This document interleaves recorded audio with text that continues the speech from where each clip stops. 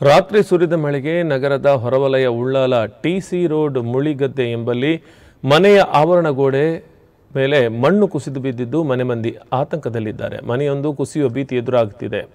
ರಾತ್ರಿ ಸುಮಾರು 2 ಗಂಟೆಗೆ ಈ ಘಟನೆ ನಡೆದಿದ್ದು ಯಾವುದೇ ಪ್ರಾಣಾಪಾಯ ಸಂಭವಿಸಿಲ್ಲ. ನಿನ್ನೆ ರಾತ್ರಿ ಮಂಗಳೂರು ಸೇರಿದಂತೆ ನಗರದ ಹೊರವಲಯದ ಪ್ರದೇಶದಲ್ಲಿ ಭಾರೀ ಮಳೆಯಾಗಿದೆ. ಸ್ಥಳಕ್ಕೆ ಉಳ್ಳಾಲ ಪುರಸಭೆ ಅಧಿಕಾರಿಗಳು ಭೇಟಿ ನೀಡಿದ್ದು ಜೆಸಿಬಿ ಮೂಲಕ ಮಣ್ಣು ತೆರವುಗೊಳಿಸುವ ಕಾರ್ಯಾಚರಣೆ ಮಾಡುತ್ತಿದ್ದಾರೆ.